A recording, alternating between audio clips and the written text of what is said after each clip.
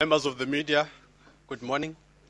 Firstly, let's once again apologize for starting later than we had promised.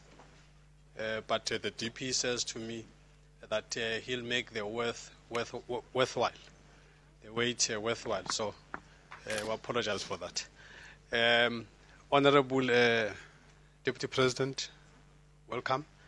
And honorable ministers, we have a full team here. Starting from where I am, we have Minister Mulewa, we have Minister Chabane, Minister in the Presidency, and the other side of the DP we have Minister Ndebele. We also have Minister Pravin Gordhan from Finance, and then from the Public Enterprises we've got Minister Gigaba. So the full team is here. Also part of the team members that are here, but we haven't got space here, is a DG in the Presidency, DG Lubisi sitting at the back there. And we also have all other DGs of all the ministers that you are seeing here.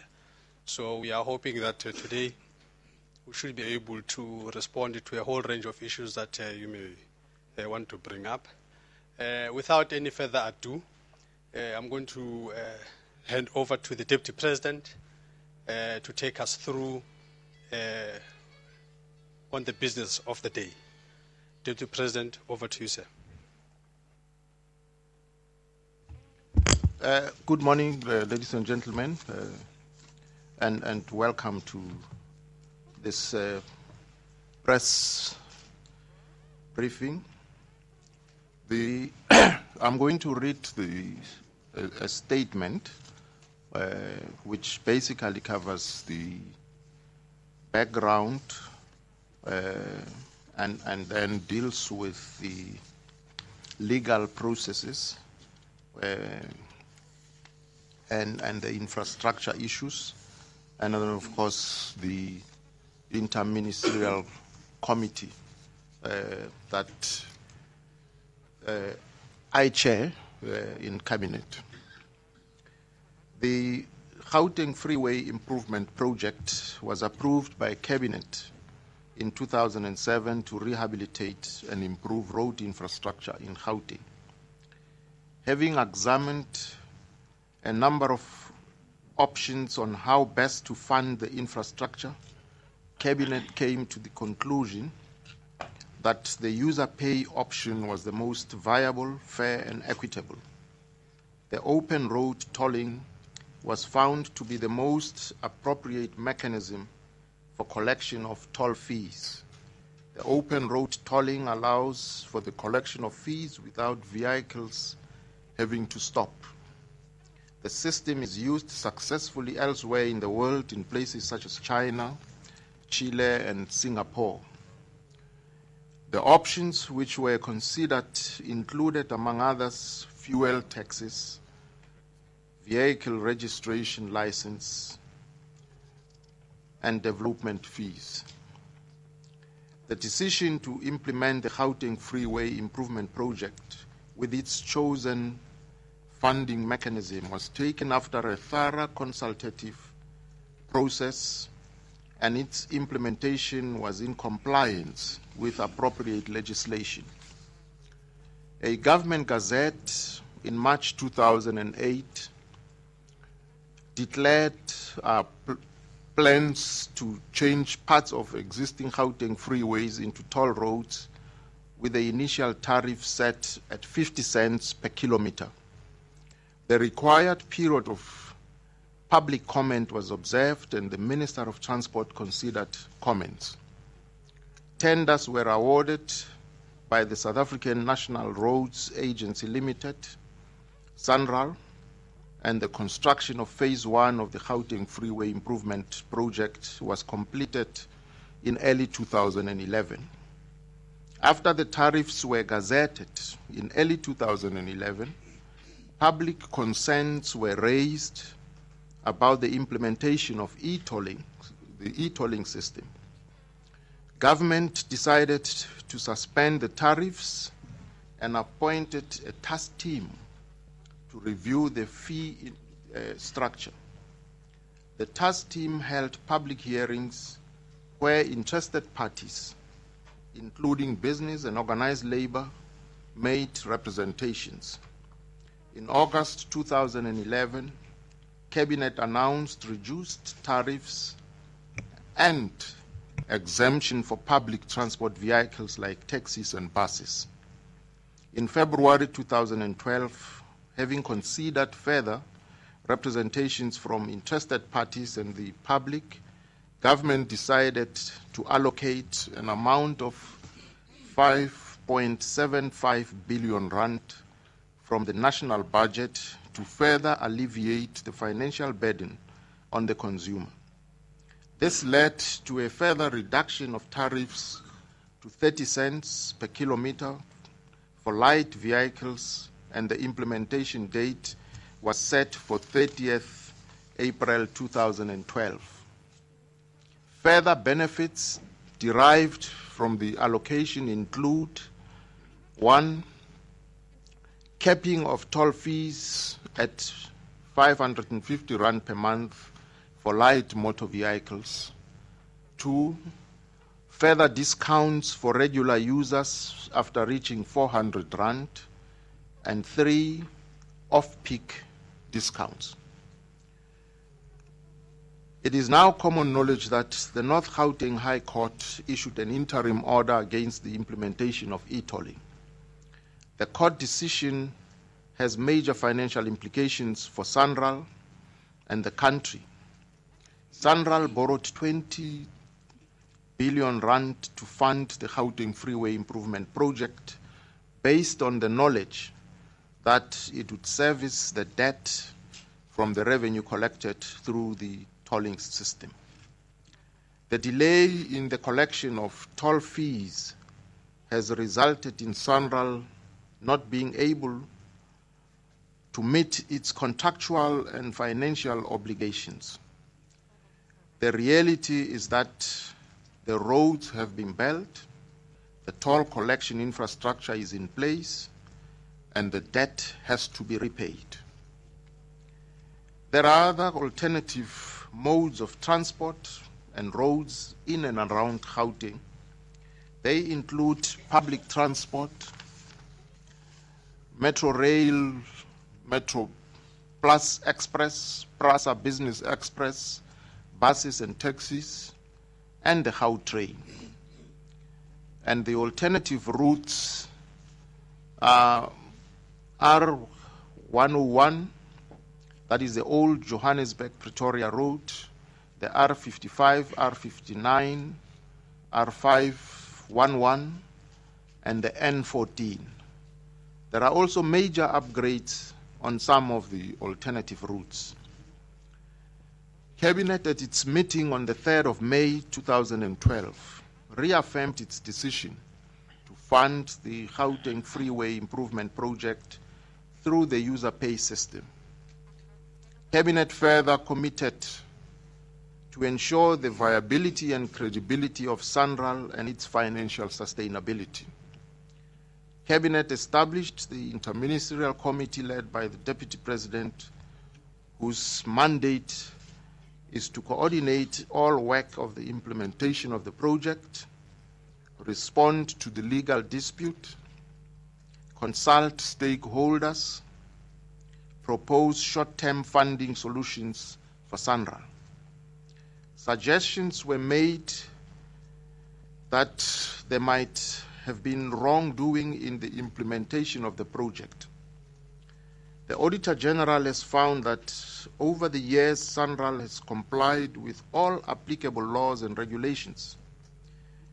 The Interministerial Committee would like to invite any person with any information that may suggest any form of impropriety to report such to the committee or appropriate law enforcement authorities. In conclusion, throughout this process, government has demonstrated its willingness to consult, engage, and listen to the views of the people on this project. The Interministerial Committee will therefore continue consultations with various stakeholders with a view to finding an amicable solution to the impasse. We are eagerly awaiting the outcome of the Constitutional Court on the application for leave to appeal the decision of the North Gauteng High Court. In the meantime, government is considering introducing an additional appropriation bill to assist Sanral to meet its obligations in the short term. While we continue to consult, we must bear in mind that there is a public debt that needs to be repaid, and the longer we take to resolve this impasse, the worse the country's financial position becomes. I thank you for your attention. Thank you, Jimmy. Right. Thank you very much, Deputy President. We're going to take questions now. And as we do, can I just request that even though we know each other, but the recording devices here still need to recognize you. So even if you ask a question for the second time, please always identify yourself, just so that we can have a clear record of what has been said here. Right, starting in Cape Town. Paula. Paula Charles, E-News. Deputy President, can you take us through your ground for appeal of the High Court ruling and why you believe it's a constitutional matter? Mike Cohen from Bloomberg News. Mr. Deputy President, could you tell us, you mentioned that you were considering an additional appropriation bill for Sanral to enable it to meet its financial obligations. What kind of money are we talking about here, and what kind of period are we talking about that you will provide this interim funding? Thanks. Right. Carol Payton from the Business Day. During the original court application, there were many confusing figures thrown about what it was going to cost to collect this money, what it was going to cost to collect through this method. Can you clarify how much is it going to cost you to collect the debt using e-tolling, and what would be the sort of lowest you could go in terms of the rate per kilometer or whatever before the costs outweighed the actual collection? Thanks. Thank you. Any other question? Okay. We have those questions. Let's go to Pretoria. Pretoria, are there any questions in Pretoria? It doesn't. Okay, we have only one beside CEO. Sabelon Langisa from City Press. Deputy President, I'd like to find out if you think the alternatives that are available, especially with regards to public transport, are adequate. Because I suppose a lot of people are forced to use their cars. Because, for example, the footprint of the Gautrain doesn't, for example, service the entirety of Johannesburg and its peripheral, suburbs and towns. I'd like to just find out whether you think that the existing alternatives are really sufficient to justify, e-tolls. Thank you very much. We have another one, CEO. Thank you very much. It's Alex from Eyewitness News. Can we just ask you for, you've gone through a lot of debates throughout the committee, and you've obviously talked about this a great deal. But what do you say to the fact that there's an impression here that the people have called for this to be stopped? I mean, there was really a sentiment, especially after the court ruled at the North Gauteng High Court, that this is what the people wanted, and then there was a sentiment that government still continued to go against that. What can you just answer to that sentiment, please? Is that it, Victoria? Terence Creamer, Engineering News. Just on the issue of public consultation, what is the framework you'll use for such consultation, given that you've already decided on the principle? What is the point of such public consultation? And will you be proactive in pursuing that consultation, or will you be reactive to people coming to you? That was the last question from Gauteng, CEO. Thank you very much. So, okay, I think let's just respond to this, and James will be the first one to the next round. And the Deputy President is supported by a whole team of ministers, DGs, CEO. Sanral is also here, but the Deputy President will appropriate the questions as he deems appropriate. Deputy President. Thank you very much for questions. Let's start with the first one from Caller Charles. Grounds for appeal.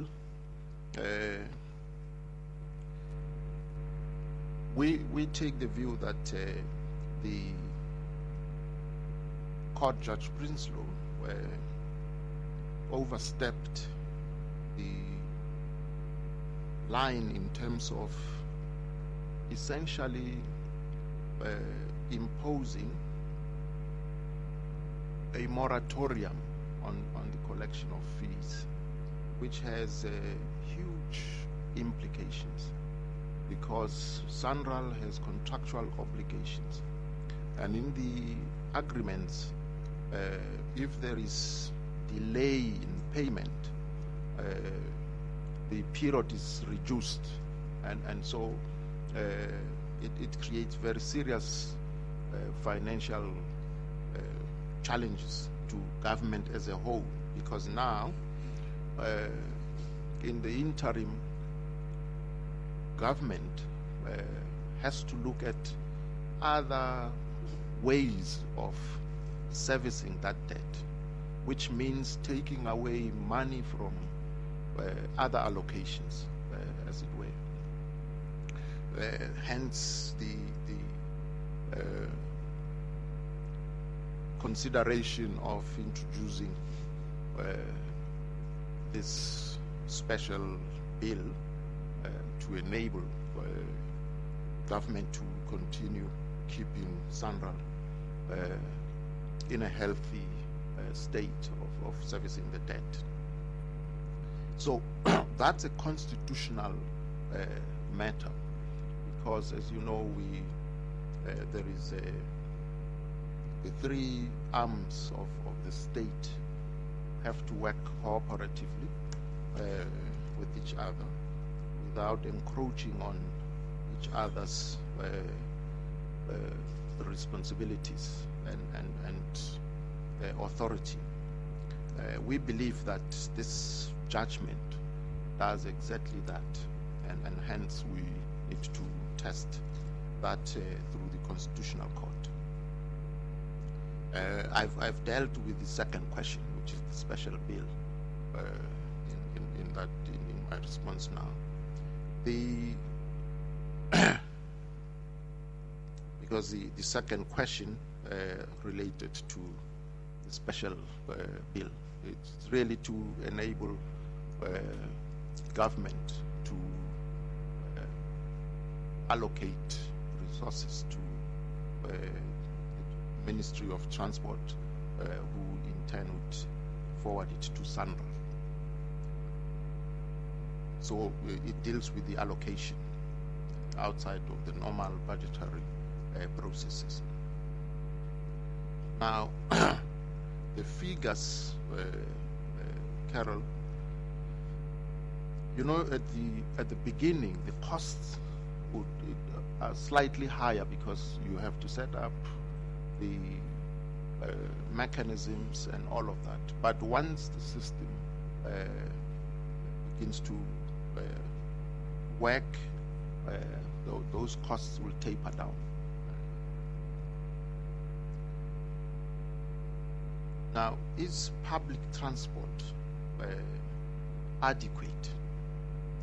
And I guess the question is really whether people have a choice or not.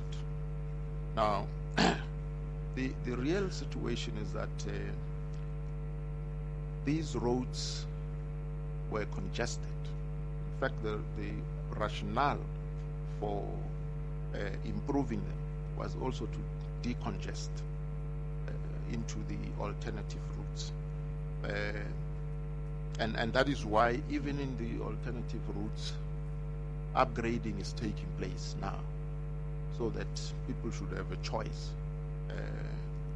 And there are buses, as you know, transport, for instance, between Pretoria and Johannesburg.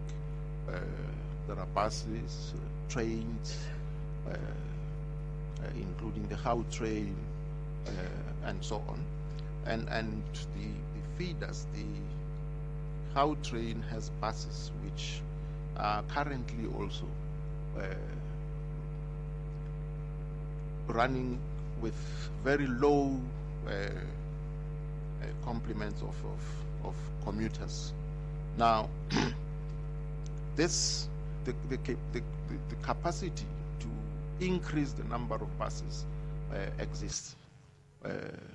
At any given time, if there's need for more buses, that can be handled with ease. And part of the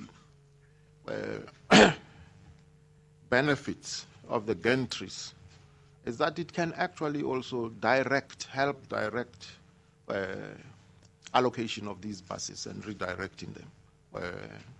This is a system that was introduced in Tokyo many years ago to use the sensors along the routes around the city to direct the buses from the central depot so that commuters don't wait for more than 5 minutes. That was the Tokyo experience.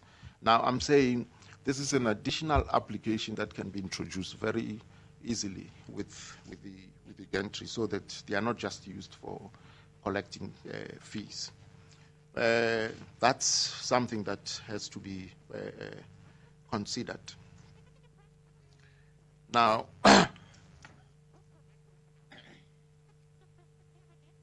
eyewitness news, the sentiment of the people, as well as the point of consultation. I'll combine both questions from Pretoria. The purpose of consulting is really to understand and hear the other side and what is the nature of the concerns, so that we can see if those concerns are not already covered by the current arrangements, then we'll have to go back and say, well, there's a serious concern about this or that. Go back to cabinet so that it can be, because that's the purpose of the consultation, and that deals with the sentiment, because as I said in the background, historical background, there's always been consultation. But of course, at no point would we as government say we don't want to listen to the concerns raised by citizens. We always have to listen. And if the explanation and answers that we give are inadequate, we would have to go back to the drawing board and say, well, this concern is real, and quite obviously we have not covered every factor. So that's, but of course my colleagues, Minister Gordon and Minister Ndebele, Minister Gigaba, and Minister Chabani, Minister Mulewa, can add where I've not covered the question here. Thanks. If the ministers want to add? On Carol's question, we can provide you with some numbers. We are aware that this is one of the areas raised as a concern. From what we've been informed, ultimately the cost of collection will be about 20% once the initial phases are gone through. That's just where you have to set up machinery and so on to do the things you have to do.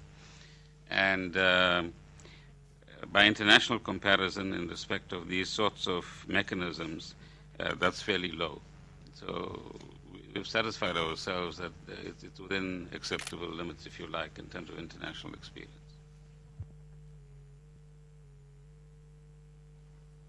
Minister of Transport, you're covered. Yes, I think we're covered. In terms of public transport, it's actually quite adequate in terms of your Metro Rail, your Prasa Business Express, which cost with Partco, Johannesburg Metro buses. With Metro Rail, you are looking at a figure of 206 rands per month, which people are using right from Soweto, Johannesburg, and Pretoria. So in terms of public transport, we are adequately covered. And when we add the buses, even the Gauteng buses at the moment, sometimes you find they are undersubscribed. Sometimes you find 15 people there, 20 people there, and so forth. And we can increase that capacity anytime. So that's one area. But for the motorist, I think all of us should appreciate moving from 66 cents to 40 cents to 30 cents plus frequent user discounts that are there, so that that is what is currently on. And of course, with the option that the old roads have not been closed. They are there. They've been used over the years. This road that we're talking about only came into operation in May 2010. Before that, people were traveling between Pretoria and Johannesburg, vice versa. And so those are not closed. Instead, they are being upgraded and still in use. So there is an array of options that are there. Also, we want to bring the national perspective as well, which I think is quite important from where we sit, that it should not be that we talk only about one road at the expense of the rest of the country. Because if we went to the Eastern Cape, we went to the Western Cape, we went to all the provinces, roads are being built. In fact, we are putting billions of money there. It will be quite a very difficult decision to divert that money to only one road on this particular road, so that the construction of roads is going on, and I think we will be accelerating now that we have just gone through the budget. Thank you, Minister. Just check. Other ministers are covered. Okay. Right. We start with James. Good morning, Mr. Deputy President. James Stein from Beeld. I just have a number of issues, if you don't mind. The first is the 33 subcontractors that the details have never been given out. Will you be releasing the names and the full details of those companies, and when will you do that? The second question, I don't know who to direct this to. It might be to you as well, Mr. Deputy President. Why did Mr. Ali resign? What reason did he give? Was there pressure put on him by government? And if not, did you try to dissuade him? Did you try to ask him to stay on? And then, Mr. Gordon, if I may, you said that the cost collection is plus minus 20% once the initial phase is completed. How many years is that initial phase? Is it for the first 5 years? And what is the percentage cost in the initial phase? Is that, if you could just indicate that, if you don't mind. And then just another question, Mr. Deputy President, relating to your comment on the judge. You said that that the judge you believe the judge overstepped the line in imposing a moratorium in the collection of fees because of the implications. But would you comment on the delay that COSATU and the ANC asked for? I mean, surely that's the same thing, but yet the one is advocated and now you're saying the other one is not. And just the last question to the panel, I suppose. Is government and the cabinet saying that by hook or by crook, pun not intended, you will be going ahead with e-tolls regardless? Or are you going to, yeah, if you could just comment on that. Thanks. Right, sir. Thank you. Andre Odan from SABC Radio. How soon will a decision be taken on whether to come to Parliament with an additional appropriation bill? And just what would that involve? Is the Treasury looking at taking over the full Sanral debt, or is it just going to be an interim thing? And, of course, what are the implications for the budget? Are we looking at a bigger deficit or trimming expenditure in other areas? Hi, Lukanya Chalata from SABC TV. Just to add on to my colleague's question, I just need to know the money that obviously, if government does come forward with this appropriation bill and how soon it will be introduced, how long does government expect to keep on paying this money towards the Transport Ministry and then on to Sanral? Thanks very much.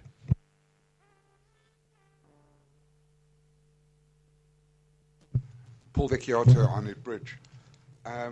Could you tell the money appropriated? Could you tell us the total amount? And one of the ratings agencies said that Sanral needed about 100 million rand, or it had an expense of about 100 million rand per month. Could you confirm a monthly amount or cash that Sanral needs to operate? Thank you.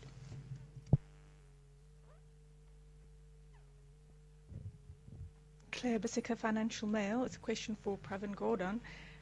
What are the implications for the funding of the rest of the infrastructure program should you not be successful in the courts, and government's ability to rely extensively on the user pay principle is seriously undermined?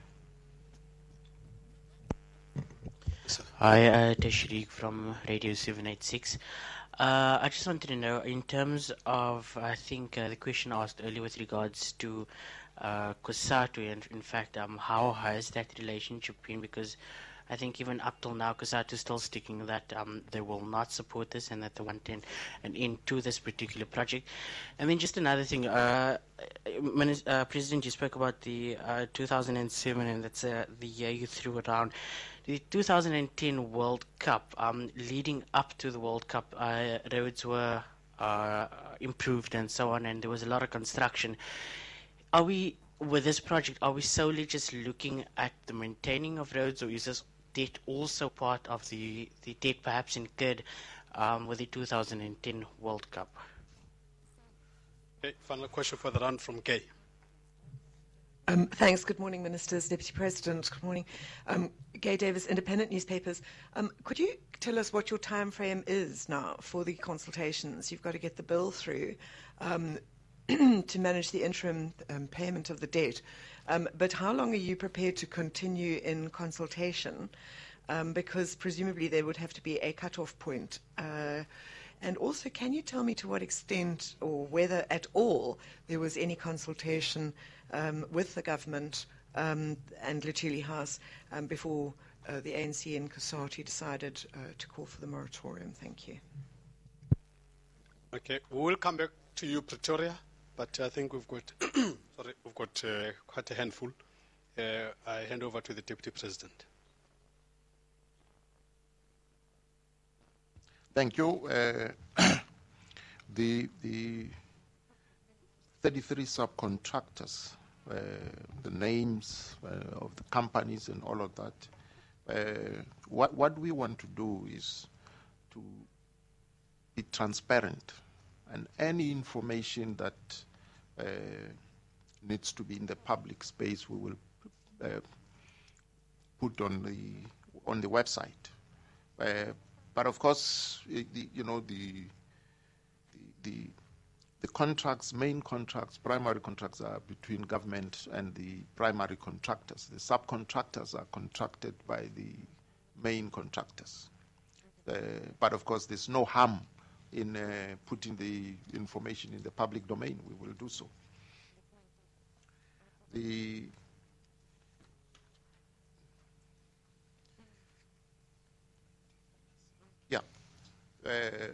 Minister Ndebele will respond to the other question of relating to the CEO of Sanral. Do that, Minister Ndebele. Thank you very much, Deputy President. If you will allow me,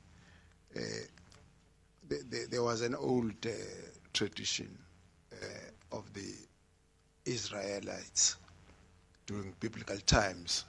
When there are problems, they will then the high priest will get a goat, and then everybody will then pile all the problems that there is witchcraft because of this goat, there is this because of this goat, and the goat will then be allowed to escape, and that's why we got the name scapegoat.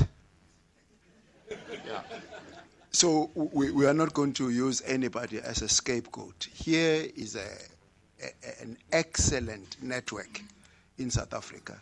We are hailed throughout the world, particularly after the World Cup, of an excellent network that has been presided over by Sanral. And sometimes people get so much pressure and they think they are being singled out personally and that sort of thing.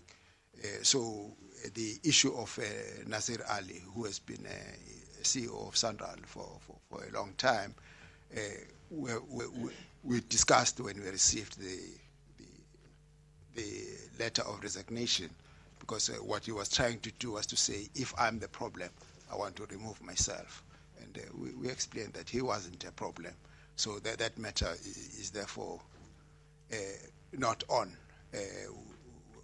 We've discussed with him, and the issue doesn't relate to a person. It relates to a decision that we took over years, over 14 years now, 5 years now, from 2007 and onwards. And we need to continue, particularly in this particular period, because it's a difficult period. You need all the experience that we have from the Department of Transport, from the government, and from Sanral. And therefore, we want all hands on deck. But it was his way of saying, if I am the problem, I'm removing myself. And then, of course, we had to explain that he wasn't the problem.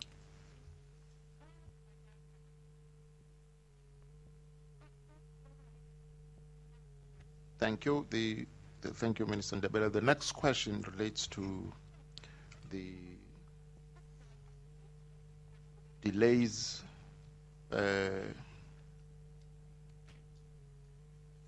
as suggested by or pronounced upon by COSATU on the one hand, and the judgment on the other. The COSATU, I think, kind of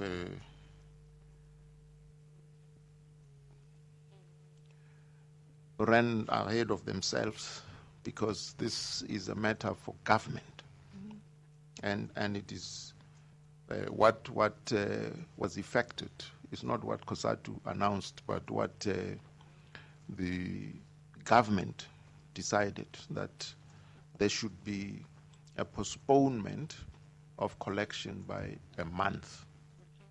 And that's very specific, that it was a month. There's a date for the system to kick in. Now, on the other hand, the judgment is open-ended. We, as we sit here, don't know how long it would take for the courts to make a determination on the matters before the courts. In fact, our educated guess is that it may drag on until perhaps next August or so. And that's it introduces so many uncertainties, and that's why there's a challenge arising out of that decision. There is a decision of cabinet that the method of collection would be e-tolling, and the consultations serve the purpose of understanding why there are concerns about it, so that those concerns, if there are no acceptable and reasonable explanations for the concerns, we cabinet should then be aware and consider that in its decisions. But as of now, the decision of cabinet stands. Then the question relating to the additional bill, in fact, let's see now. Yeah, all four questions, the following four questions, relate to the additional bill. Would you deal with that, Minister Gordon? Thank you,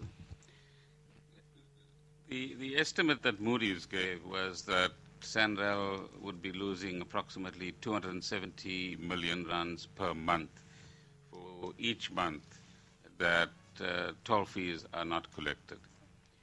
That could increase, if you take certain operational costs and so on, by some estimates to even 500 or 600 million rands per month.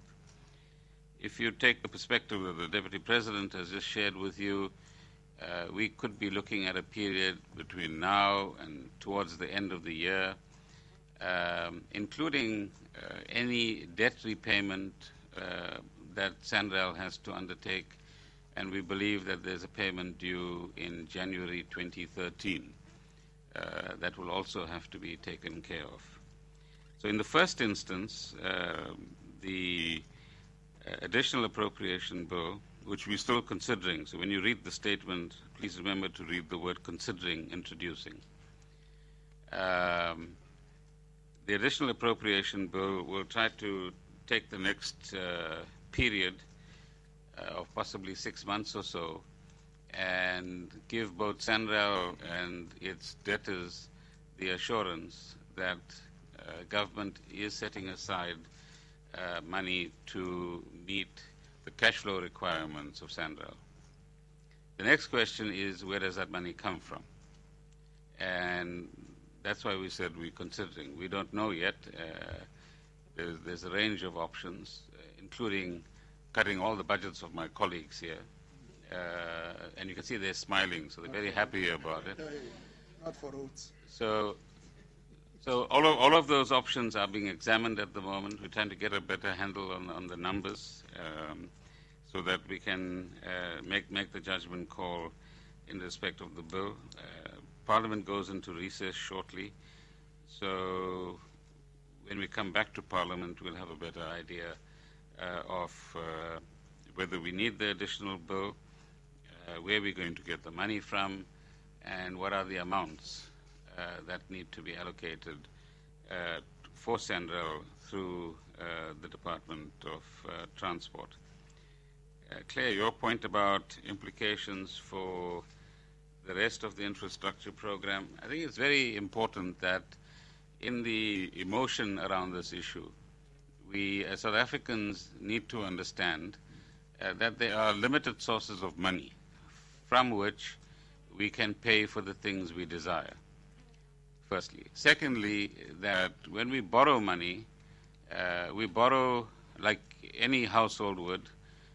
You buy a car on hire purchase, but you pay for it over 5 years, but you use the car from the day you buy it.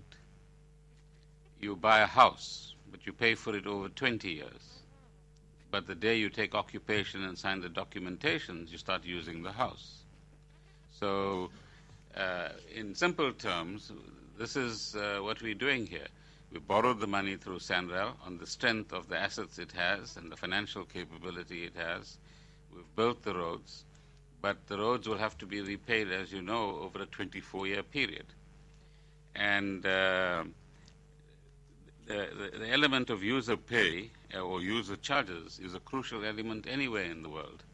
So we pay for electricity, we pay for telephones, we pay for water, we pay for sanitation, we pay for refuse removal. Those are user charges.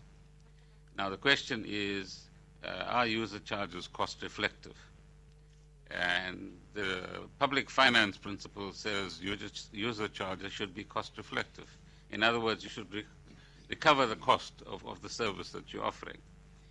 In the South African case, for many years, we have taken the view as government that for certain income categories, the lower income categories in South Africa, we need to subsidize these services. And so you have the free basic service allowance or subsidy, which goes to the provinces via the equitable share that we distribute to the provinces.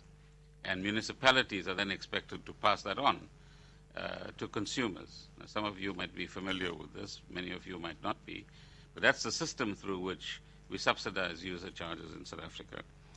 So it's very important that the principle of user pay and of user charges is not undermined through this process and through the emotion, and that we are able to sustain our ambition to provide the kind of infrastructure that will both impact positively on our economic potential, but also the environment in which our people live and get their basic services in a positive way by having a combination of resources from the fiscus, from the user pay or user charges, from debt that we actually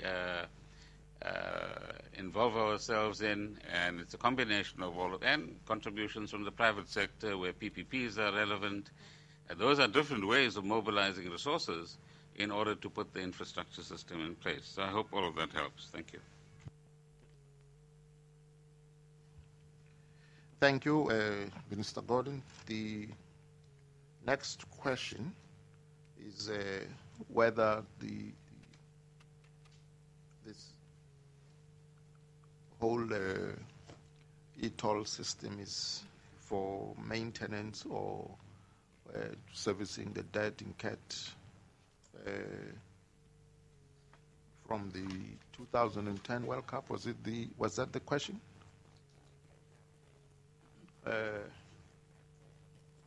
Yeah, no, this is not linked to the FIFA World Cup at all. It's really for firstly servicing the debt, for the upgrading of the roads and maintenance of the roads. Because with efficient road system, it also will increase levels of productivity, because movement of goods and people would be this much faster. But it's not linked to the FIFA World Cup at all.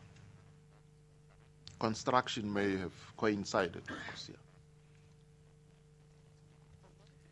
The timetable for consultation, yes, we want to commence with consultation forthwith, sooner than yesterday, actually. But of course, once there's nobody to consult, the consultation will come to an end. Remember, we're doing this also within the timeline of having to wait for the courts to make a determination on this matter. Yeah. Thanks. Yeah. I think that takes care of all the questions here. Mr. Chabane? Excuse me, Mr. Manley. Okay. Just the question about whether there'd been any consultation with the government before the decision with the ANC and COSATU. Okay. Was it a follow-up question? It was an unanswered question. Thank you. Oh, okay. Yes, well, the discussions between COSATU and the ANC, what the ANC does really is just to recommend to government and share with government whatever is arrived at in those consultations. Remember, the ANC is a non-governmental organization, so it doesn't, it relates to government the same way as all other NGOs do.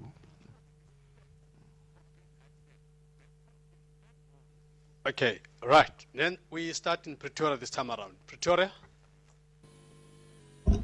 We have a question. Thank you very much. Alex again from Eyewitness News. Just two questions, and the first one is just simply for clarity. Mr. Gordon, can you just explain, you spoke about the amount that it will cost to basically collect the fees. You said 20%. Does that mean for every rand that comes in, 20 cents of that is used to collect the money? I mean, I'm trying to get a simplistic explanation for the collection, because I know that from the opposition to Urban Tolling Alliance, that was one of their main contentions, is that it's going to cost too much to collect the money. Perhaps a layman's explanation there.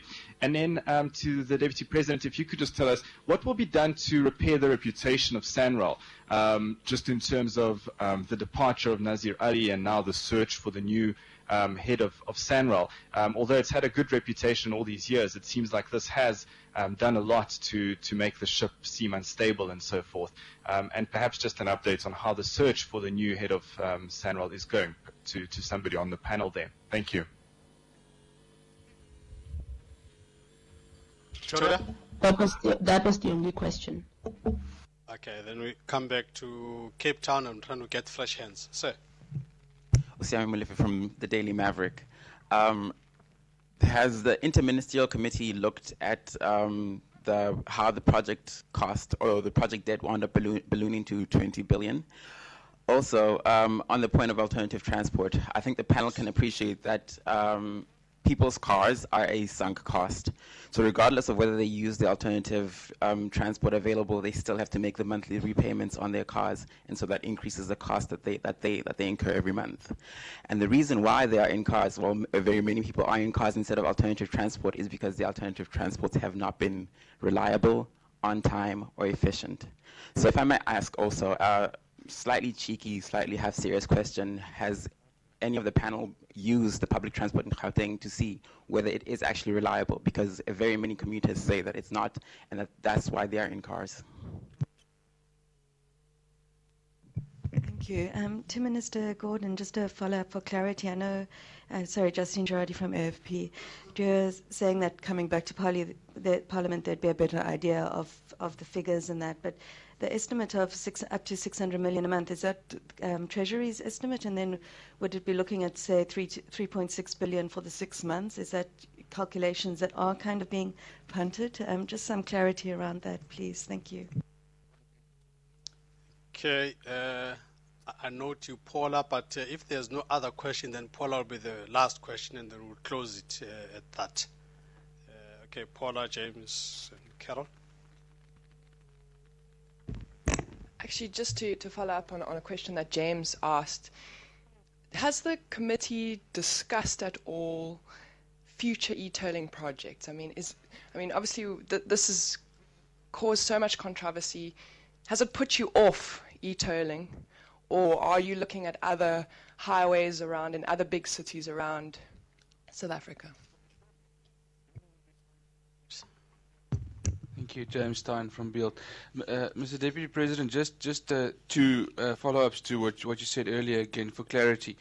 You mentioned earlier that the legal process might take a long time, and then you said your educated guess it may even drag on till August next year, or did you mean August this year? And then the other one for clarity is, when can we get the details of the 33 subcontractors? If you could just give us a date. And then to the panel, I understand that Cabinet and Government has decided e-tolls and user pays is the ideal and the ultimate way to refund roads. So why no e-tolls in Durban and Cape Town?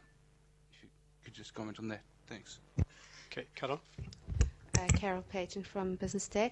To the Minister of Finance, if you could just provide a little bit more information on that initial period of collection costs, what they'll be and how long that period is. And then to Minister Ndebele, in Alta's court application, they alleged that the minute that you had been kind of hoodwinked into this whole process and you hadn't you'd been tricked by Sanral and you hadn't quite understood. And that was really one of the bases on which the judge actually made his ruling for a review. Can you comment on that, please? Thanks. Okay, we're going to go back to Pretoria and just sweep because we're not coming back again. Pretoria, any final burning question? Pretoria is good, thank you. Okay, thank you very much. Cape Town, any final burning questions so that the Deputy President can make concluding remarks after this? Are there any other questions? Yes, James. Sorry, just for clarity again, Minister Gordon, the first question I asked, that initial period, how many years is that? I think that was unanswered. And you know, if what is the cost while the initial periods continue? Thanks. Okay, you covered. Okay. Yeah. Usiami Molefe, Daily Maverick again. If there were, from what I recall, there were about 2,000 odd people hired for this program to administer the e-tolling project. What is happening with them? Do they still have jobs? Right. While I have your attention, I just want to make a quick announcement. The cabinet briefing is not going to happen today. because we didn't want to create a lot of confusion with too much information. You see, government has got so much to communicate. So we just thought let's pace ourselves a little bit. So tomorrow at 9 o'clock is going to be cabinet briefing. It's going to happen in Pretoria. But we'll have a video linkage to Cape Town as well. Right. I think that takes care of that one. And then I hand over to the Deputy President. And Deputy President, I think after the ministers have spoken, you are at liberty to make concluding remarks. Alex and Carol, my apologies, you did ask that question earlier on. I don't have that information with me, but it's about a year or two, as I know it. But what we're going to do is to arrange for, let's call it a technical briefing, where all of this information is available to you. So you don't have to extract teeth from us right now. That information will be provided. There's graphs available. You can have a look at them and satisfy yourselves.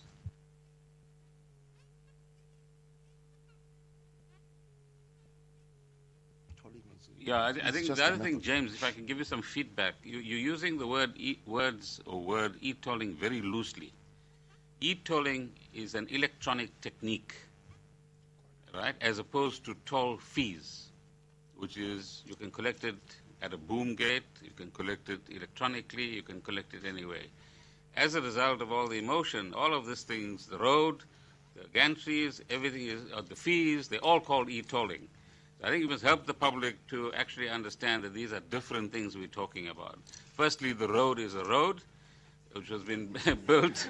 It's been built with borrowed money, and borrowed money that needs to be paid back. Secondly, it's a road, as the statement the Deputy President read out earlier on, it's a road that government decided for various reasons is going to be tolled. Thirdly, being tolled means people will have to pay a fee to use it. And fourthly, we're saying, what's the technique to collect this money? And it's a pity we don't have time now, but when the technical briefing takes place, some of you would have been to, say, Singapore. Singapore's had electronic tolling since 1975, right? You have all been into London, possibly not by car, but you should know that anybody that drives a car from outside of London into the center of London pays £10. That's e-tolling. It's electronically worked out. So like that, there's a whole list of examples we can give you in Chile, in Sweden. I met the finance minister of Sweden earlier this week. He told us about his experiences in Sweden. In Oslo, in Norway, similar things. And the bottom line is that boom gates don't work everywhere, particularly if you have high-density traffic. So you then use electronic mechanisms to actually collect. So I think that distinction is very important. So when we say we don't want e-tolling, is it that we don't want the electronic mechanism to work, or we don't want the road to be tolled, or we don't want fees to be paid, or we want some fees to be paid, but paid in a different kind of way? I think those are issues that we need to work through, and then the emotion doesn't allow us to work some of that through. I can just clarify. You also say something about Durban and Cape Town. Durban has the Marion Hill Plaza for years. As what, 25 years now. We started paying 10 cents or 20 cents in the early days. You pay 5 or 6, I can't remember, 7 rands now. So Durban has been a pace setter. You know, both of us come from there. Yeah, and then more recently, as my colleague is reminding me, the Tongaat Plaza. It's also been there a long time. So that's urban tolling. Today, those areas are part of the Durban Metro as well.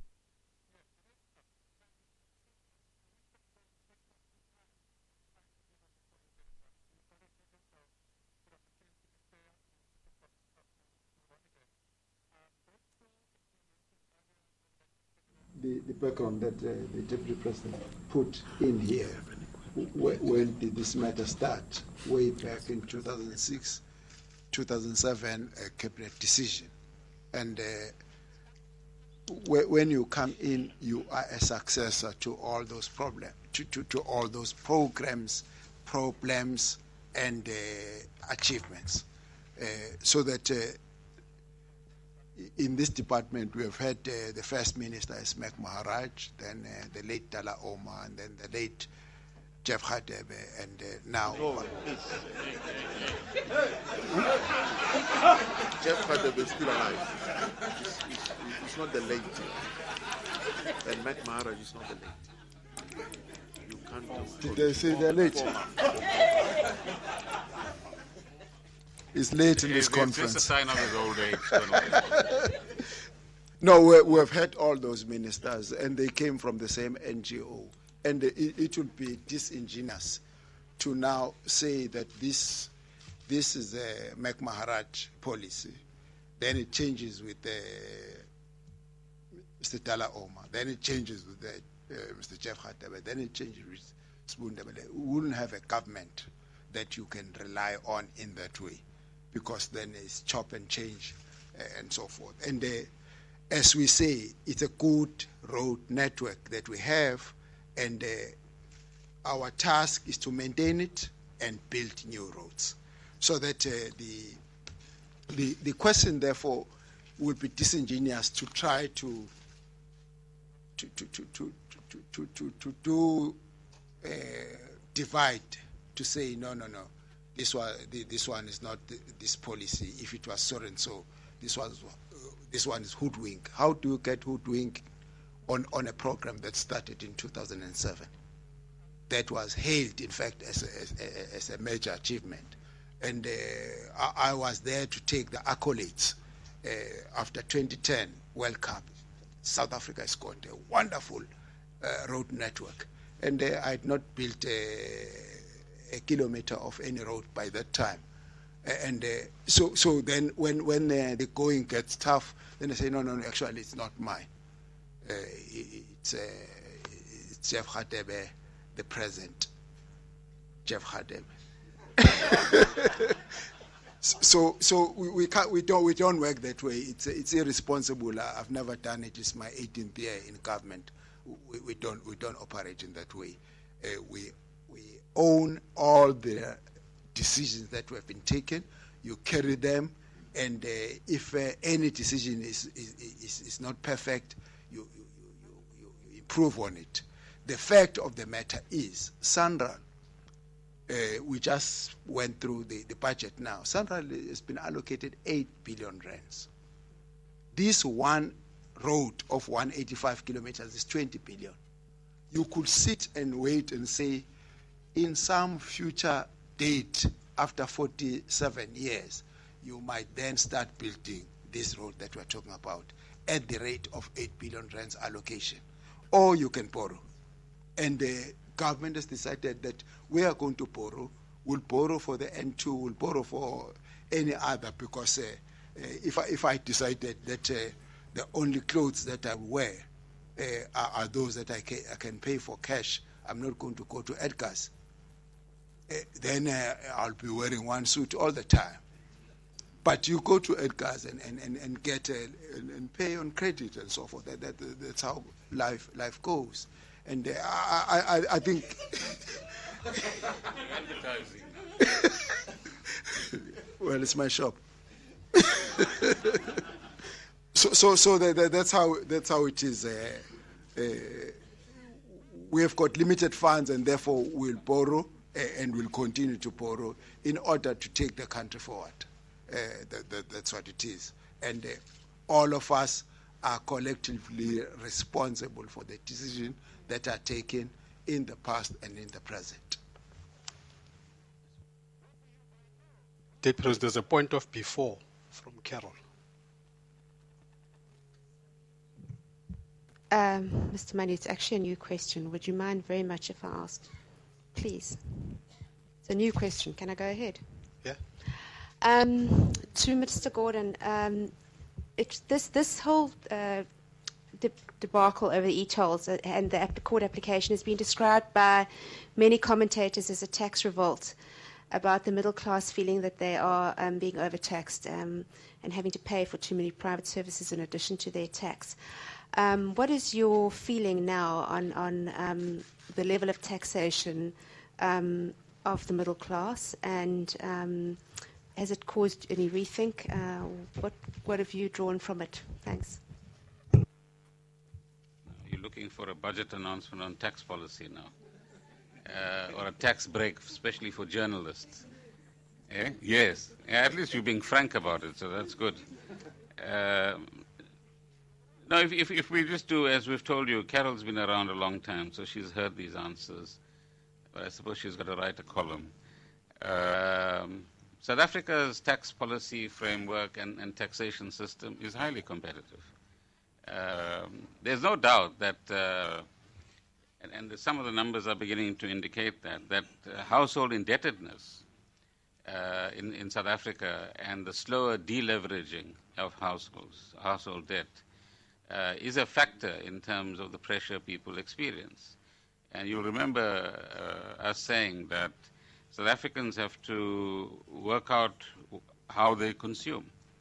And I've learned this from a medical receptionist, distinguish between what you need and what you want.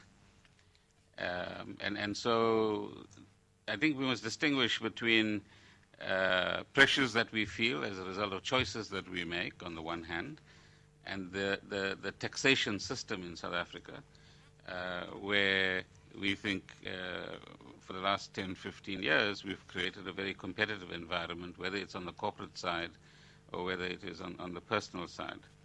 And the tax compliance in South Africa, at least amongst individuals and most of the middle-class individuals who are salaried individuals, is pretty good.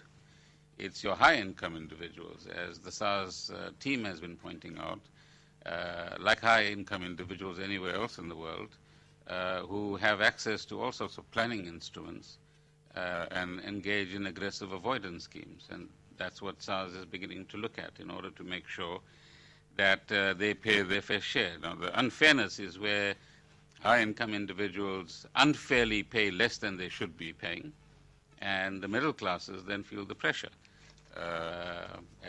as well. So we've always said in South Africa, pay your fair share, and that still applies here. In respect of services received, there's room for improvement, I think, at a municipal level and elsewhere, and we must confess that. And citizens must demand that municipalities deliver what they're supposed to deliver. Our colleague here from the Maverick, I don't think his name is Maverick, but raised the question of ballooning costs. Now, that's why we want to give you this technical briefing. There's no ballooning cost. The cost of construction of this road is 20 billion rands. At some stage in the earlier estimates, numbers around 6 billion and so on might have been stated in documents, and one journalist now decides to say from 6 billion to whatever billion. The numbers are available. The cost of construction is 20 billion. And what you then do is, like the car and house example that I gave you, when you pay the 20 billion over 24 years, then the interest bill is, I think, about 38 billion. Right? So you then add, just the addition of 20 and 38 already takes you to 58. So what do you think you pay for your car when you buy it on HP or whatever scheme and pay for it over 5 years? If you take a 100,000 rand car, you're probably paying 170, 180,000 rands at the end of 5 years. When you buy a R1 million house, you think you're paying R1 million rands over 20 years. Right? You actually end up paying probably just over 2 million rands. Because you're paying interest on those things. Now, this, I'm sure any journalist can actually understand these simple numbers and put them across in this way so that we don't mislead people into believing that there's something extraordinarily wrong going here. In addition to the 58 or so billion rands that I'm talking about, over 24 years, you have to maintain roads. And I'm no engineer, so engineers will tell you every 4 or 5 years certain things need to be done. And over a 24-year period, you then have 18, 19 or 20 billion rands that goes into maintenance of the road. And that's part of the total bill as well. So let me repeat, there's no ballooning cost. Justine, you did your own calculations and then you started putting words into my mouth. I'm not giving you any numbers at this point in time. The first question was, what's the estimated monthly cost, the number Moody's gave was 270. I said some people think it's a little higher. The period, the Deputy President pointed out, is a very unpredictable one, so we'll still have to work out what period are we actually covering at this point in time. But let me say very emphatically, and this is a question that came up a little earlier on from Andre, that nothing that we do is going to increase our deficit. Everything that we will do and have to do will be within the current fiscal envelope. And that's why they're very worried. They're smiling here, but they might have to lose some money, my colleagues here, if we decide that that's the road that we want to go. The deficit remains intact, and we'll have to find the money in some other way. And that would mean either raising user charges or taxes or haircuts in government or whatever the case might be. But we'll see which is the best option that we, or head cuts, if it goes any deeper. Thank you very much, Deputy President. Thank you very much. We've got 1,200 Sanral employees that we're talking about there. Their jobs are not going to be affected. We are building roads throughout, and we are maintaining roads throughout, and there's going to be no change in their circumstance. So there's no problem there. In fact, we are going to be employing more because the build program is huge. It's really quite huge. The build program and the maintenance program is huge in Gauteng, is huge in Northwest, in Eastern Cape, everywhere. So there is not going to be any loss of jobs as far as that is concerned. And the frequency. We have got metro rail that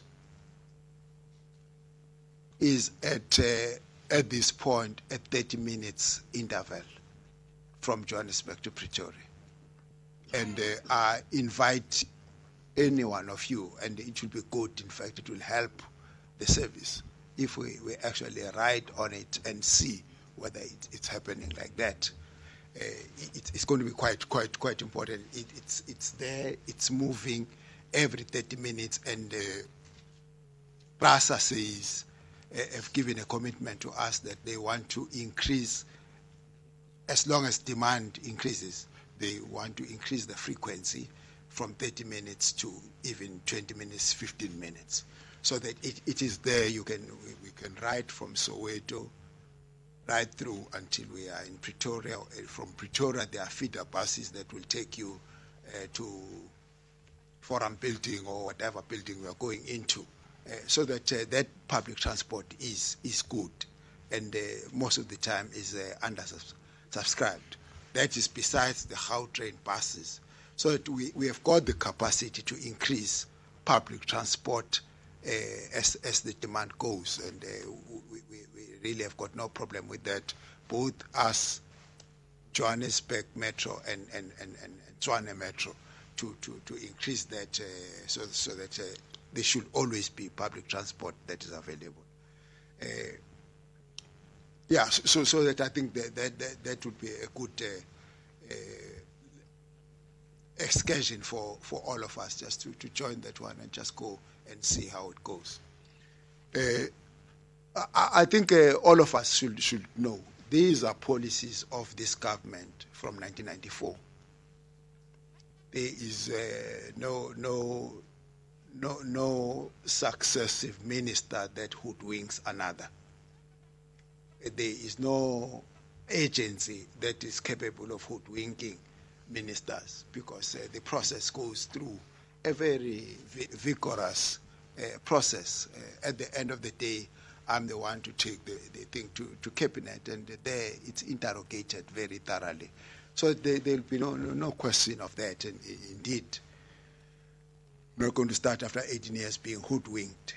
It's a program that has been with us from 2007 and is continuing, and there is a debt to be paid, and one has repeatedly said there is a debt that we need to pay, and we need to move on it. And what I'm adding on that consistently is that whenever we look at that problem, we look at it in terms of the national perspective, because we can say, the minister is talking about the haircut. The haircut, if it happens and affects other departments. Similarly, in transport, once we've got an allocation, we don't want an allocation that affects other provinces as well. To say, now that I'm in Johannesburg or Gauteng, I must then take from the Eastern Cape, I must then take from the Western Cape, I must then take. Those provinces must also have their proper allocation going on, and I think it's important for us to uphold that and be able to carry on with this one while the road network is being built. And we have announced that we are going to use the expertise that is located in Sanral and the departments of transport and so forth to ensure that those provinces that are lacking in terms of managing projects should be assisted, because every child has got a right to have a road and a bridge to go to school, not only in Gauteng, everywhere else. And that we're going to do, so that there is no question of us being otherwise. We are very focused, and we are going to use the resources that we have, and we have those resources, and we are going to spread them throughout the country, so that the country must be a construction site, as the presidency has been saying. South Africa must be a construction site, and you aren't seen nothing yet. No, thank you, Deputy President. With regard to the usage of public transport, let me start by saying I'm not sure if most of you are aware that during the World Cup, heads of states traveled from Pretoria to Soccer City through the metro rail as part of that. But secondly, that those of us who are, our work has to do with monitoring and evaluation, we have the responsibility from time to time to do what we call unannounced visit. So we don't call the press, you walk into a bus to see the efficiency and the challenges which people might face. And as a result of that, within the Gauteng area, we did use the Rea Vaya, the Gautrain bus, the metro rail. And the President will be going to Gauteng probably this month or next month, I can't remember the date. And the theme there, it will be public transport system. And I'm sure that in that context, a number of government officials and ministers will have the opportunity, those who have not had the opportunity, to use the public transport system. So obviously there are quite a number of other people who might have done the same thing all over the place. So we do understand the challenges which are there.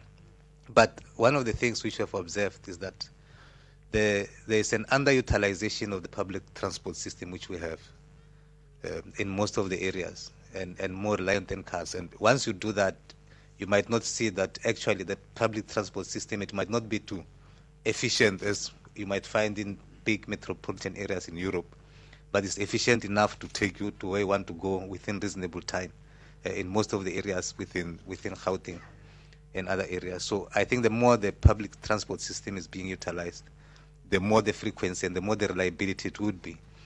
Because if you have a bus which travels for about 2 hours around town with 2 passengers, it's inefficient itself.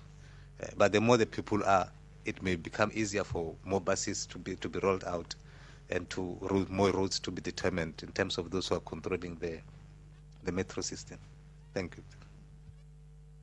I think there's only one outstanding question that relates to, I think it's a question from Alex in Pretoria about the image of Sanral and whether there's a search for a new CEO. The answer is no, there's no search for a new CEO, because as the minister indicated, there is a CEO for Sanral. And so the rationale behind servicing the debt is also part of sustaining Sanral's image and credit worthiness So that's the answer to you, Alex. Yeah, thank you. Thank you, Jimmy. That was the last question. Yeah. Okay, Honorable Deputy President, thank you very much for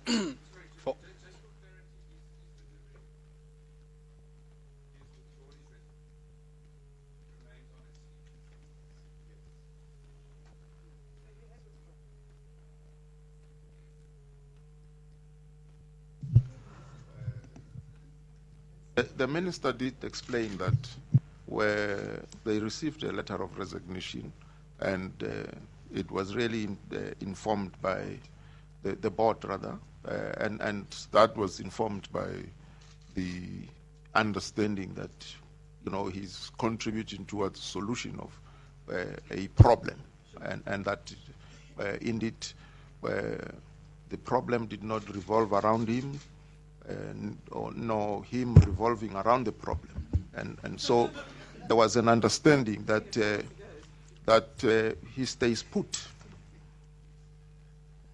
Yeah.